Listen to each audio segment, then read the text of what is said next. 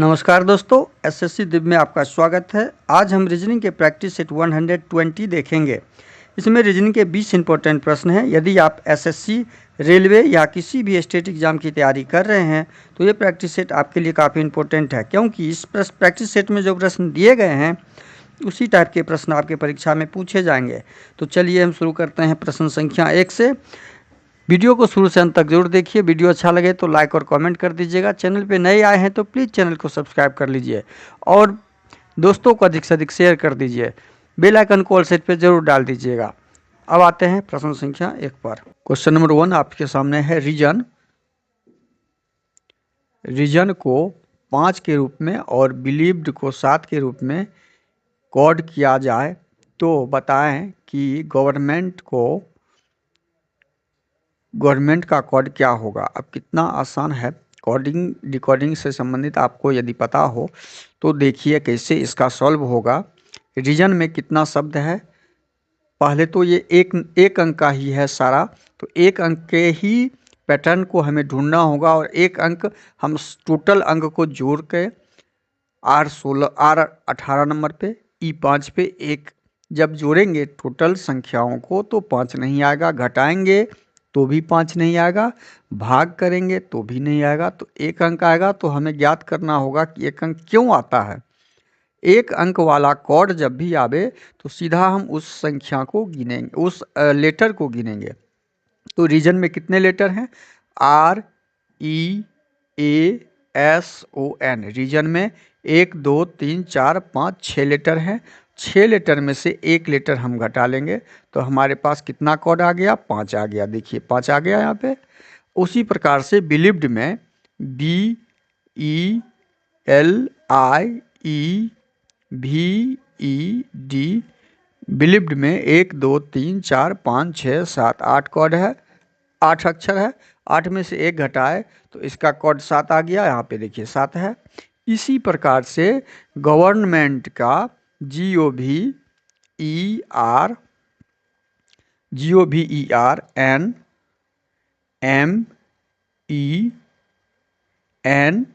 अब इसको काउंट कीजिए। इसमें कुल कितने लेटर हैं? 1 2 3 4 5 6 7 8 9 10 लेटर हैं। सेम ऊपर वाला दोनों पैटर्न हम लगा देंगे इसमें से, तो 10 में से एक जाएगा तो हमारे पास कितना आएगा? 9। तो इस पैटर्न के अनुसार हमारा आंसर क्या निकल गया? 9, जो ऑप्शन ए में है। तो आपका प्रश्न क्वेश्चन नंबर 1 का आंसर ऑप्शन ए हो जाएगा। गवर्नमेंट का कोड 9 हो जाएगा। समझ में आ गया कैसे हम पैटर्न ढूंढते हुए सवाल को बनाते हैं। अब क्वेश्चन नंबर 2 को देखिए।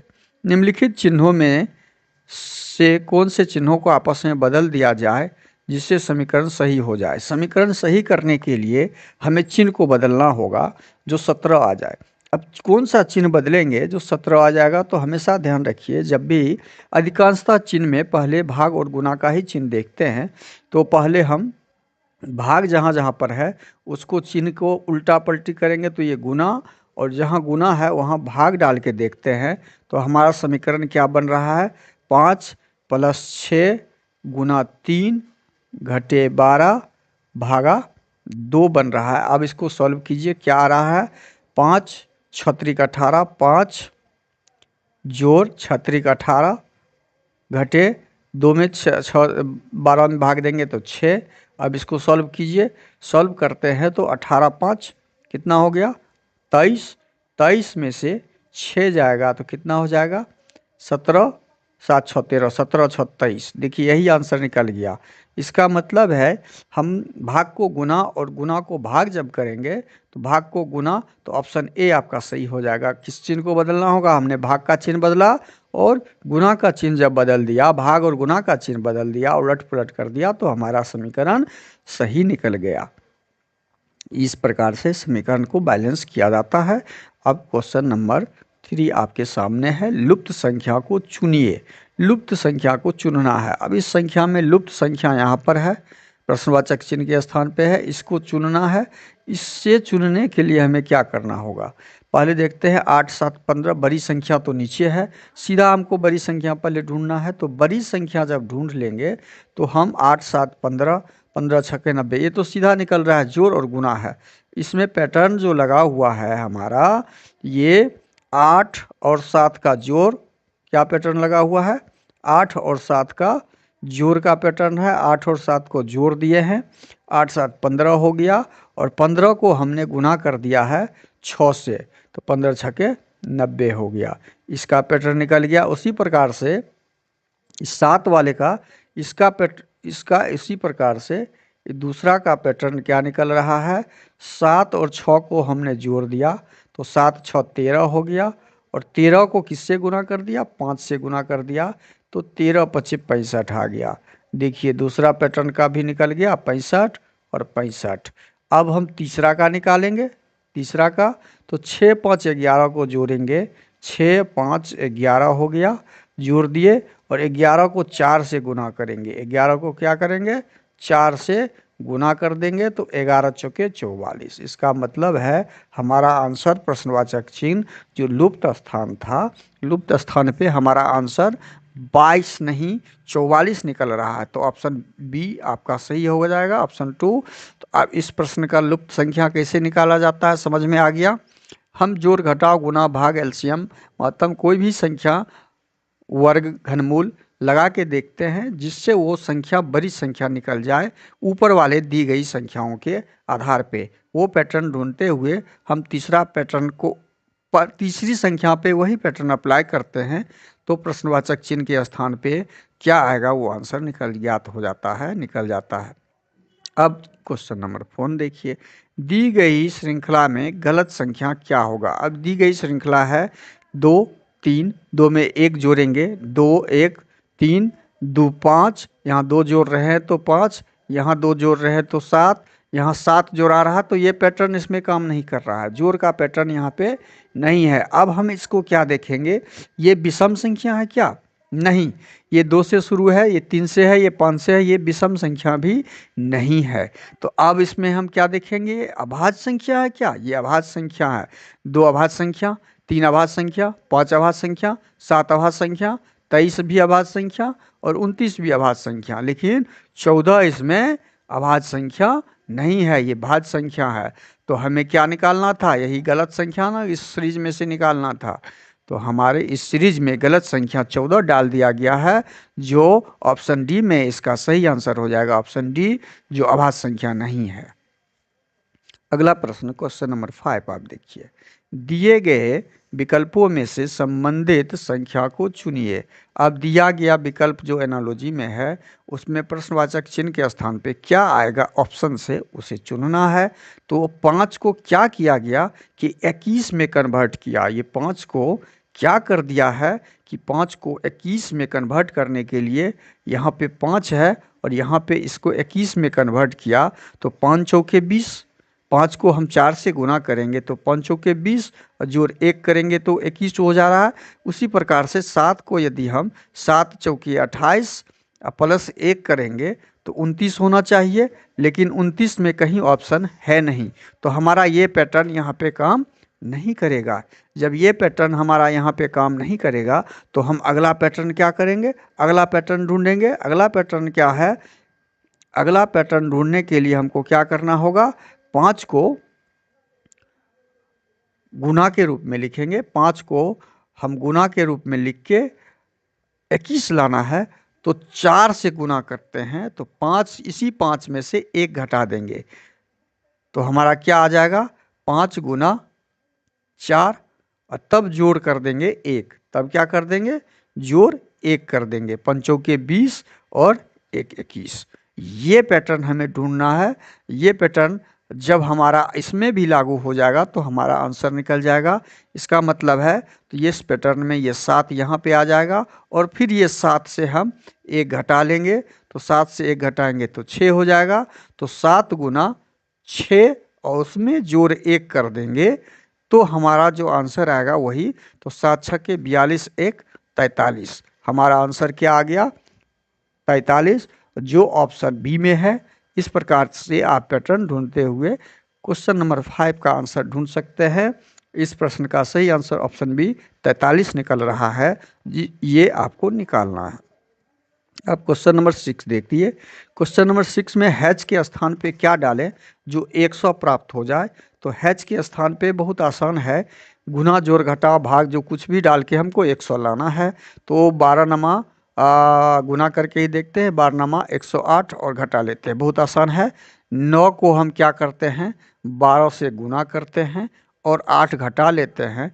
तो हमारा 12 नमा 108 और उसमें से 8 घटाते हैं तो 100 आ जाता है। यह पैटर्न पहला में निकल गया। अब दूसरा कार्ड देखते हैं। 15 गुना 5 करने पर और 15 घटाने पर 15 पचे 75, 75 में से 15 जब घटाते हैं तो 5 में से 5 गया 60 आ जाता है। यह पैटर्न इसमें आ गया। इसी प्रकार यही पैटर्न तीसरा में भी लगाएंगे। 10 गुना 8 करेंगे और घटे 7 करेंगे तो हमारा पैटर्न 10 8 80, 80 में से 7 जाएगा तो कितना हो जाएगा, 73। घटाने के बाद घटाइए, देखिए घटा के 73 आता है कि नहीं। तो 73 आपका ऑप्शन सी में है। तो इस प्रकार से हम इस टाइप के प्रश्न का सॉल्यूशन ढूंढ पाते हैं और ये बहुत आसान तरीका है। आप कोई भी गुना भाग जोड़ लगाइए तुरंत दिमाग में और आपका आंसर आ जाएगा। अब आते हैं क्वेश्चन नंबर 7 में। क्वेश्चन नंबर 7 में जो एनालॉजी दिया हुआ है, 7 में नीचे दिए गए प्रश्न में संबंधित संख्या को चुनिए, चुनना है। अब 65 को क्या किया है या 65 को क्या करने से 3 लाया गया या 3 को क्या करने से 65 लाया गया, वो हमको ढूंढना है। तो हम पहले देखते हैं कि 65 को ही 3 में कन्वर्ट करते हैं।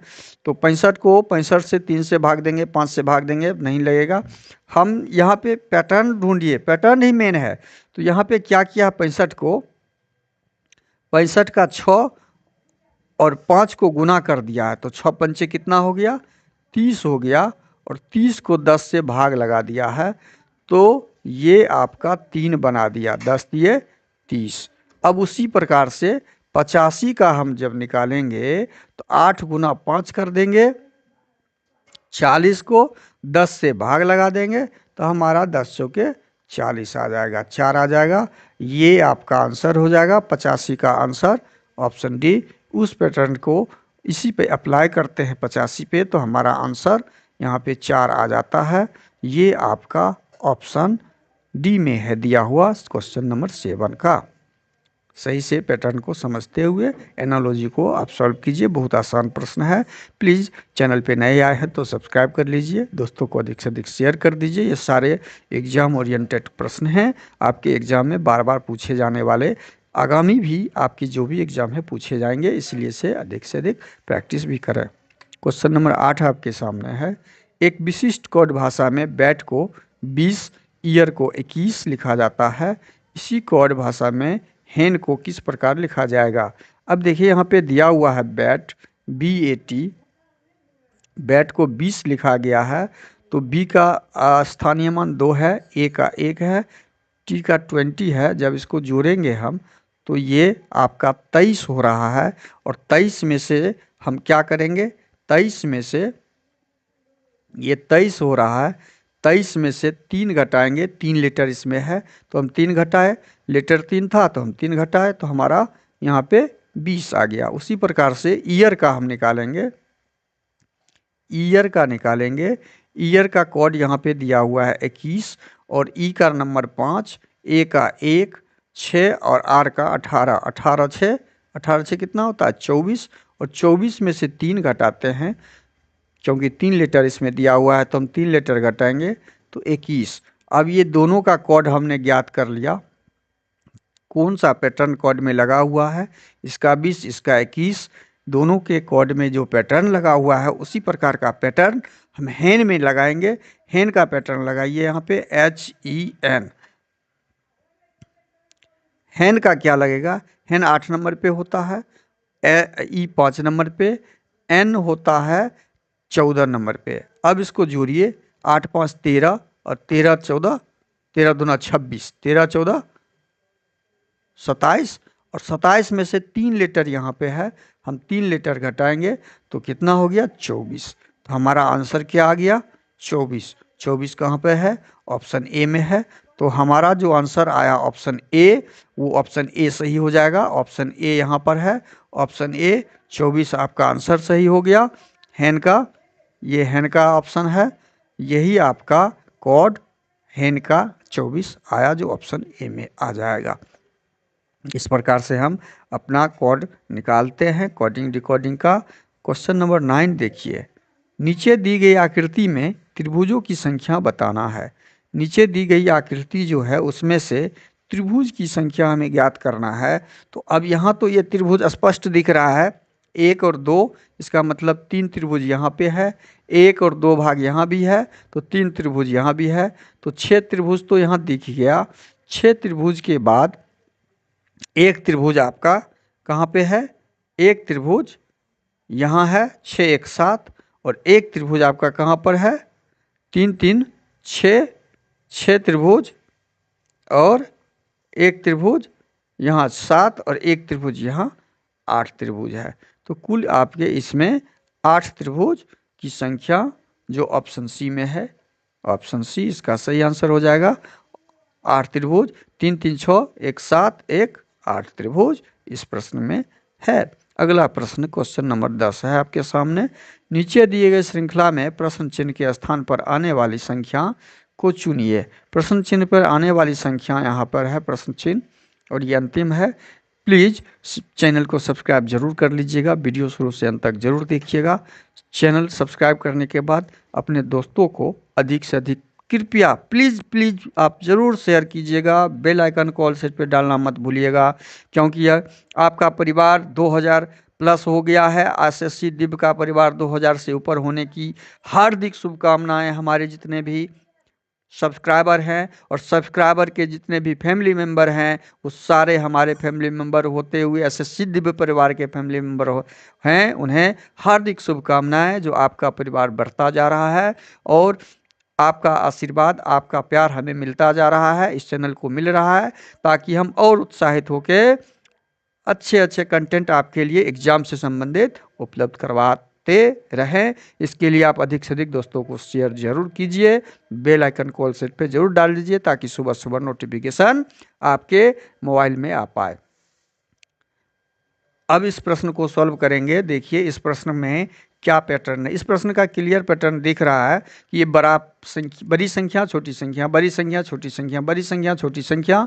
तो इस पैटर्न में वही ढूंढना है कि पहले तो देखते हैं 34, 34 में नहीं, वो 12, 12 में कितना जोड़ेंगे तो 30 होगा, 12 7, 12 में 7 जोड़ेंगे, नहीं 12 में 18 जोड़ेंगे तो 30 होगा, और 18 में कितना 30 में कितना जोड़ेंगे 48 होगा, 30 में 30 10 40, यहाँ भी 18 जोड़ेंगे तो यहाँ भी 18 जोड़ेंगे तो ये पैटर्न। अच्छा 34 में कितना जोड़ेंगे तो 56, ये पैटर्न यहाँ पे नहीं लग रहा है। अब यहाँ पे मान लीजिए 48 में 18 जोड़ेंगे तो कितना हो जाएगा,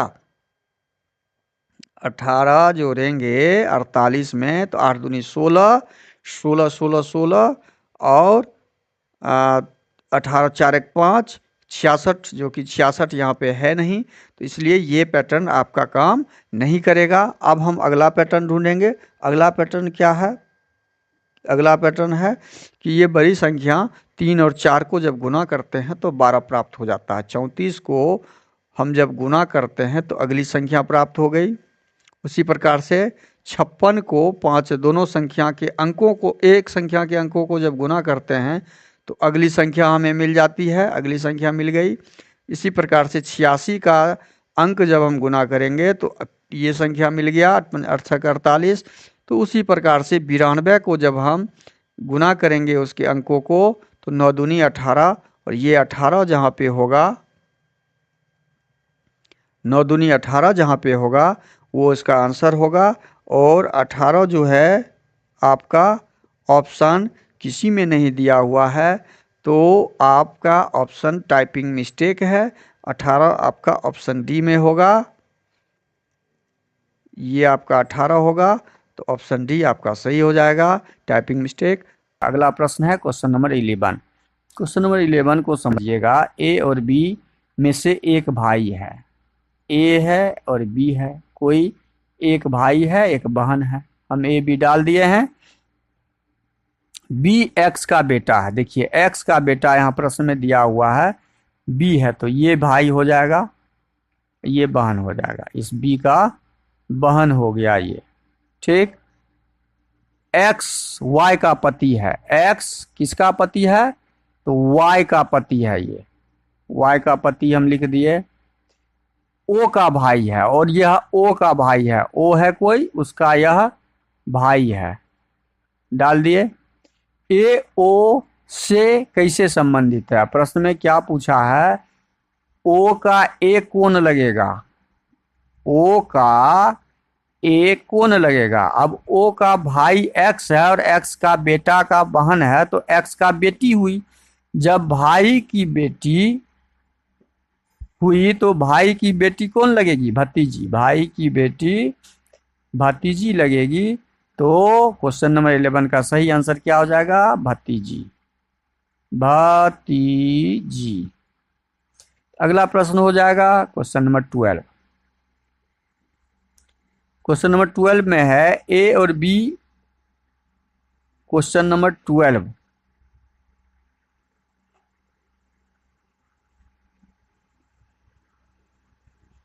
5 वस्तुएं के एल पी आर और टी एक के ऊपर एक रखी गई है, लेकिन जरूरी नहीं कि इसी क्रम में के टी के तुरंत ऊपर है और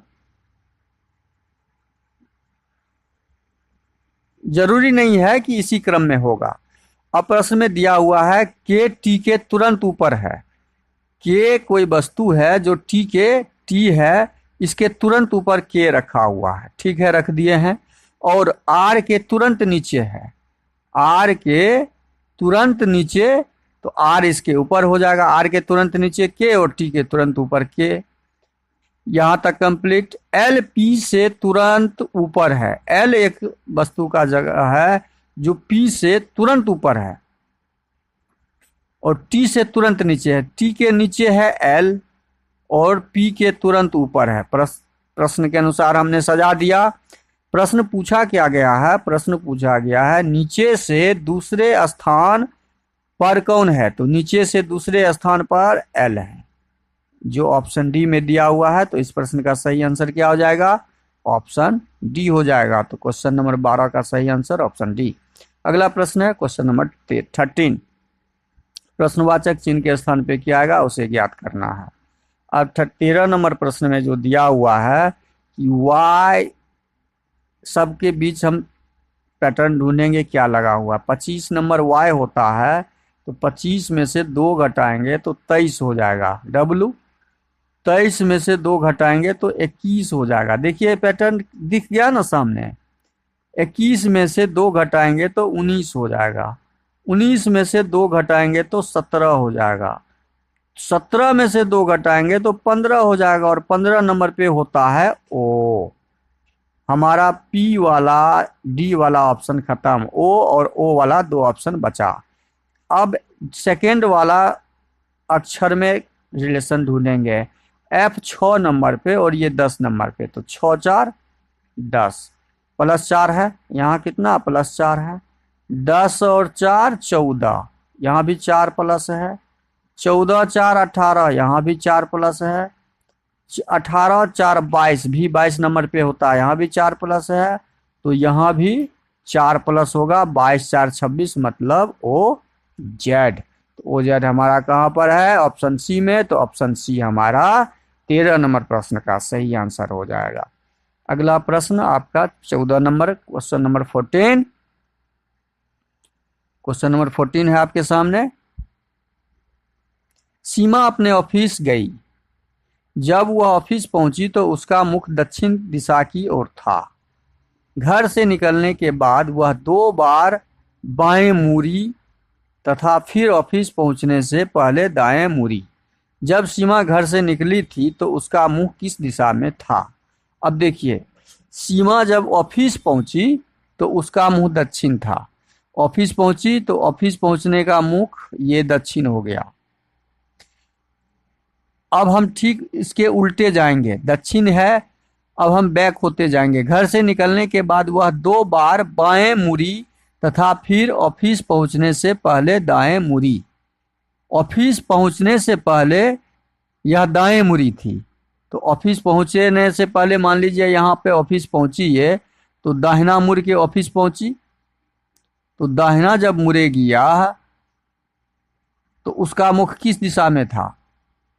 तो उसका मुख जो था घर से निकलने समय उसका मुख, ये उत्तर दक्षिण का पहले मार्किंग समझ लीजिए। ये उत्तर होता है ऊपर, ये नीचे दक्षिण, ये पूरब, ये पश्चिम होता है।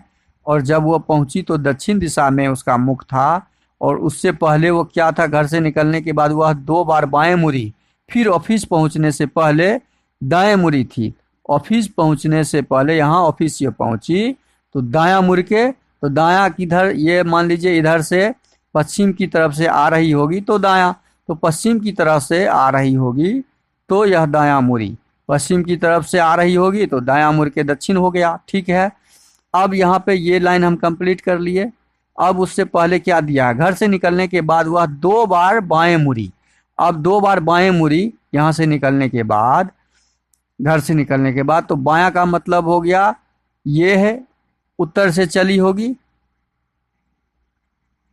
उत्तर से चली होगी तब तो बाएं मुड़ी, 2 बार बाएं मुड़ी, मतलब ये पूरब से चली, पूरब से फिर उत्तर की दिशा में चली, एक बार बायां हुआ, यहाँ पे लेफ्ट मुड़ी, फिर यह यहाँ आई और फिर ये लेफ्ट मुड़ी, तो 2 बार बाएं मुड़ी। इसका मतलब वह घर से जब निकली थी तो उसका मुख पूरब की तरफ, पश्चिम की तरफ था। उसका मुख कहाँ था, पश्चिम की तरफ था।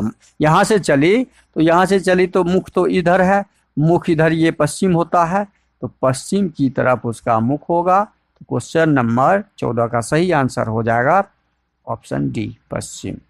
अगला प्रश्न है क्वेश्चन नंबर 15, 29 जनवरी 2003 को बुधवार है, 26 फरवरी 2005 को हफ्ते का कौन सा दिन होगा? अब कुल दिन, इसमें हमेशा ध्यान रखिए हमें कुल दिन ज्ञात करना होता है। कुल दिन ज्ञात कर लीजिए। कुल दिन बराबर हमें ज्ञात करना है, क्या है, वाट है। कुल दिन जब हम ज्ञात करेंगे तो कुल दिन कैसे ज्ञात करेंगे, 2003 ईस्वी में 2003 का कुल दिन, 2003 का कुल दिन बराबर क्या हो जाएगा, 2003 नन लीप ईयर वर्ष है तो 365 दिन होगा, और उसमें से हम 29 दिन घटा देंगे क्योंकि 29 जनवरी तक हमें पता है, तो हमारा कुल दिन कितना हो गया, 336 दिन। कुल दिन 336। अब 2004 का कुल दिन, 2004 का कुल दिन हम जब निकालेंगे तो 2004 में हमारा लीप ईयर वर्ष है। कौन सा वर्ष है, लीप ईयर, तो 366 दिन हो जाएगा 2004 में। अब हमें निकालना है 2005 का जनवरी, 2005 का जनवरी मंथ का 31 दिन और फरवरी महीने का 26 दिन। चूंकि 26 फरवरी का ही हमें ज्ञात करना है, 26 फरवरी तक का ही ज्ञात करना है, तो 26 दिन। अभी टोटल दिन को हम जोड़ के 7 से भाग दे देंगे। टोटल दिन जोड़ लीजिए, 6 6 12, 1 13, 13 6 19, 19 का 9 हासिल 1, 3 6 3 9, 3 12, 13 14, 1 15 हासिल 1, 3 3 6, 1 759 दिन। अब 759 दिन में हम क्या करेंगे, शेष सा निकालेंगे 7 से भाग लगा के। 7 से जब भाग लगाएंगे, 759 में हम 7 से भाग लगाएंगे तो कितना आ जाएगा शेष हमारा, 7 एकम 7, 0 7 8 56, 7 8 56, 57 58 59। मतलब हमारा शेष कितना आ रहा है, हमारा शेष आ रहा है, शेष हमें ज्ञात करना है। हमें ज्ञात क्या करना है, शेष।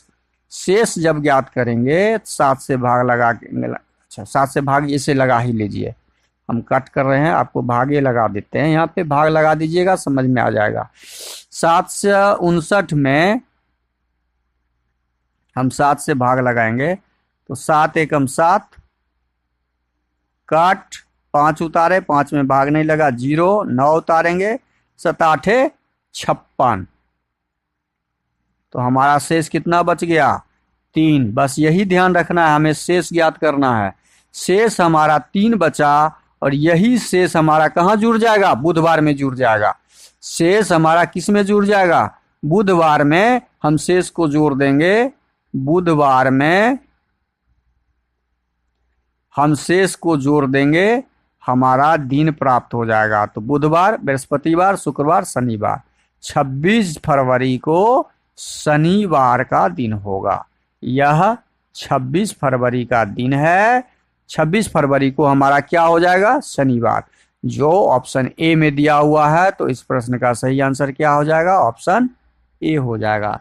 इसको हम दूसरे तरीके से भी बना सकते थे, जैसे कुल दिन 2003 का हमारा निकला 336, तो इसका शेष हम यही ज्ञात कर लेते। 7 से यदि यहाँ पे भाग लगाएंगे तो शेष हमारा यहाँ पे 0 बचेगा। 7 से पूर्ण रूप से ये कट जाएगा, शेष 0 बचेगा। अब 366 में 7 से भाग लगाते तो शेष हमारा 7 पचे 35, 2 बचेगा। 31 का शेष हमारा 3 बचेगा। 26 का शेष हमारा 27, 5 बचेगा। अब हम शेष जब ज्ञात कर लिए तो 5 2 7 को काट देंगे तो हमारा 3 बचा। कितना शेष बचा? 3 बचा। हम ऐसे भी ज्ञात कर सकते थे और यही 3 को हम बुधवार में जोड़ दिए। टोटल जोड़ के भी ज्ञात कर सकते हैं और साथ ही साथ शेष निकाल के भी हम ज्ञात कर सकते थे। दोनों तरीके से हम इस प्रश्न को आसानी से सॉल्व कर सकते थे। अब हम आते हैं अगला प्रश्न, क्वेश्चन नंबर 16 में। क्वेश्चन नंबर 16 में दिया हुआ है, निम्नलिखित समीकरण को सही बनाने के लिए कौन से दो चिन्हों को आपस में बदलना होगा? अब समीकरण सही को बदलने के लिए भाग वाला ऑप्शन ए हम लगा के देखते हैं कि भाग को जोड़ में बदलना है और जोड़ को भाग में। अब ये भाग दिया हुआ है तो इसको जोड़ कर देंगे और जोड़ जहां दिया हुआ है उसको भाग कर देंगे। अब सॉल्व कीजिए। 15 पचे 75 जोड़ 7, अच्छा यहाँ पे नीचे कर लेते हैं, यहाँ पे नहीं आ रहा है तो 15 पचे 75 जोड़ 7 घटे 20, 4 20 में 20 से भाग देंगे तो 5 बराबर क्या 77 आ रहा है? वही तो ज्ञात करना है। 75 में से 5 चला जाएगा तो 70 7 77 आ रहा है। तो हमारा 77 बराबर 77 आ रहा है, मतलब ऑप्शन ए ही सही हो जाएगा। हमारा ऑप्शन ए ही सही हो जाएगा, बाकी ऑप्शन देखने की जरूरत ही नहीं है। अब हम क्वेश्चन नंबर 17 पे आते हैं। क्वेश्चन नंबर 17 हमारा है, यदि एक्स, देखिए इस तरह के प्रश्न जो आते हैं, यही 2 टाइप के प्रश्न आपके गणितीय संबंधित आते हैं। जोड़ का अर्थ है भाग, जोड़ के जगह पे हम क्या डालेंगे? भाग डाल देंगे। भाग डाल दिए। जोड़ का अर्थ भाग, गुना का अर्थ घटाव, तो गुना जो है यहाँ पे गुना का अर्थ घटाव डाल देंगे। भाग का अर्थ जोड़, भाग जहाँ पर होगा उसको हटा के हम क्या कर देंगे? जोड़ का चिन्ह डाल देंगे। और घटाव का चिन्ह गुना, घटाव को हटा के हम क्या डाल देंगे? गुना डाल देंगे। अब हमारा इसमें क्या बन रहा है? 18 भागा 2 गुने 5 घटे 6 जोड़ 4। अब हम इसको सॉल्व करेंगे। जब इसको सॉल्व करेंगे तो हम क्या पाते हैं कि 18 में 2 से भाग लगाएंगे तो 2 नमा 18 गुने 5 घटे 6 जोड़ 4। सॉल्व करते हैं तो 9 पचे 45 जोड़ 4 घटे 6, 45 4 49 घटे 6, तो कितना हो गया? 43। हमारा आंसर 43 जो ऑप्शन सी में दिया हुआ है। तो 17 नंबर प्रश्न का सही आंसर ऑप्शन सी हो जाएगा। अगला प्रश्न है क्वेश्चन नंबर 18। नीचे दी गई आकृति में कितने त्रिभुज हैं? जब इस तरह के त्रिभुज की संख्या चित्र दिए हो तो हम उसके खंडों को पहले काउंट कर लेते हैं और खंड का जब हम लिख लेंगे तो खंड का योगफल ही त्रिभुज की संख्या होता है। यहाँ पे 3, यहाँ पे 3 त्रिभुज, यहाँ पे 3 त्रिभुज, यहाँ पे 3 त्रिभुज, यहाँ पे 3 त्रिभुज, यहाँ पे खंड के हम योग कर दिए तो कुल त्रिभुज की संख्या 3 3 6 3 9 3 12 3 15 3 18, कुल त्रिभुज की संख्या हमारा 18 होगा जो ऑप्शन बी में दिया हुआ है। तो ऑप्शन बी सही हो जाएगा। अब हम क्वेश्चन नंबर 19 देखेंगे। क्वेश्चन नंबर 19 में क्या दिया हुआ है? नीचे दी गई आकृति में कितने वर्ग हैं? अब वर्गों की संख्या हम काउंट कर लेते हैं, 1 2 3 4, ऊपर भी 4 और नीचे भी 4। जब वर्गों की संख्या बराबर हो तो बराबर वर्गों की संख्या में हम 2 को 2 से गुना करेंगे, 2 गुने 2 मतलब 2 का वर्ग, 3 का वर्ग और 4 का वर्ग, 4 का वर्ग। ये जोड़ का चिन्ह होगा, क्या होगा, जोड़ का चिन्ह। इसका वर्ग हम करके जोड़ देंगे, 3 3 9, 4 चौके 16 और 1 का वर्ग और 1 का वर्ग जोड़िए, 16 9 25, 5 30। तो इसमें वर्गों की संख्या हमारा 30 हो जाएगा। देखिए इस जब वर्ग की संख्या समान हो, कॉलम और रो समान हो, तो टोटल वर्ग का स्क्वायर करके हम जोड़ लेते हैं और जोड़ के उसका आंसर ढूंढ लेते हैं। अब अगला प्रश्न है क्वेश्चन नंबर 20। क्वेश्चन नंबर 20 में है आपका लुप्त संख्या ज्ञात करें। तो लुप्त संख्या कैसे ज्ञात करेंगे? लुप्त संख्या ज्ञात करने के लिए हम इस दोनों को जोड़ के देखते हैं। 10 1 11 कितना हो रहा है? 11। 7 4 11 इसका भी योग 11। 15 4 19 इसका भी योग 19। 18 1 और 8 19।